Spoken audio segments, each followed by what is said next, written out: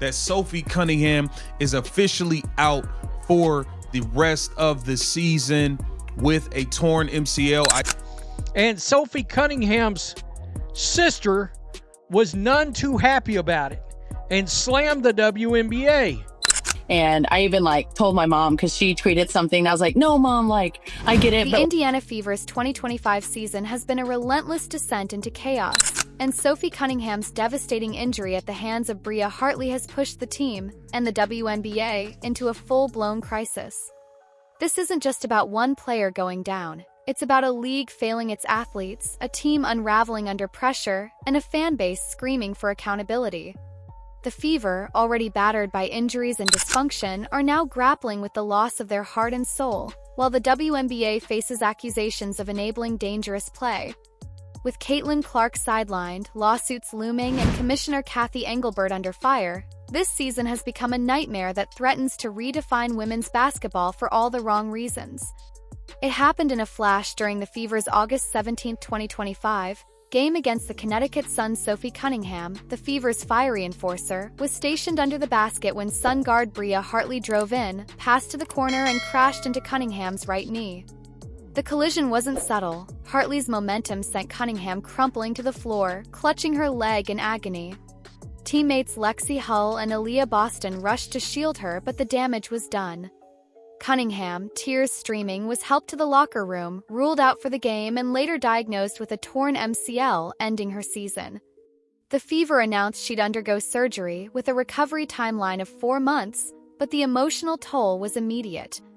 "I felt a pop right away," Cunningham said on her podcast, "Show Me Something," her voice steady but raw. "I'm thankful for this organization, but this hurts." Play sparked outrage.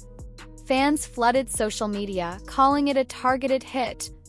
"Bria Hartley purposely took out Sophie's knees," one ex-post fumed, pointing to a photo of Hartley seemingly smiling as Cunningham writhed in pain.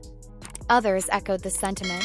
The WNBA hasn't done anything about targeting the Fever all season.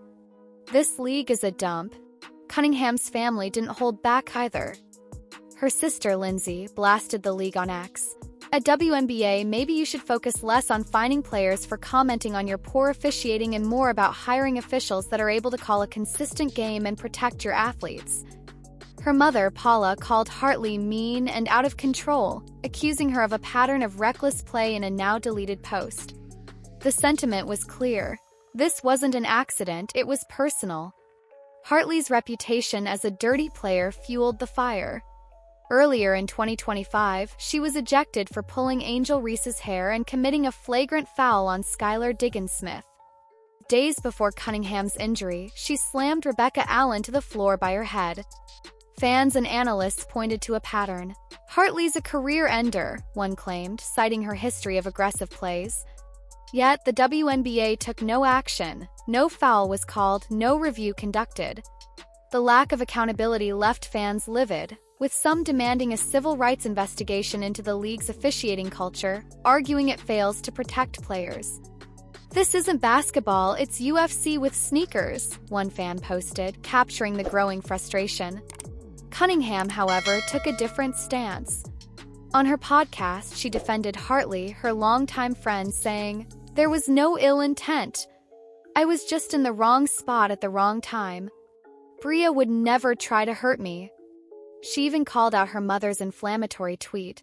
"I told her, no mom, Bria and I are super cool."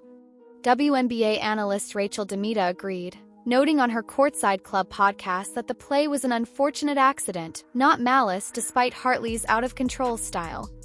Still, the optics were damning, a smiling Hartley, a screaming Cunningham, and a league that seemed indifferent. Fans weren't buying the accident narrative, especially given the Fever's cursed season. The Fever were already a walking disaster. Caitlin Clark, the WNBA's hyped rookie, had been sidelined since July 15th with a groin injury, missing over a dozen games. Guards Sydney Colson and Ari McDonald were also out for the season, leaving the team scrambling with hardship signings like Odyssey Sims and Shea Petty. Cunningham, averaging 8.9 points and 3.6 rebounds, was the team's emotional anchor, known wake-up call for the WNBA, a league that must confront its failure to protect players or risk losing its stars and its soul. What do you think? Should Hartley face suspension, or was this just a bad break? Can the WNBA fix its officiating mess before it's too late? Drop your thoughts in the comments, hit like, subscribe, and ring the bell for more Raw breakdowns. We'll catch you in the next one.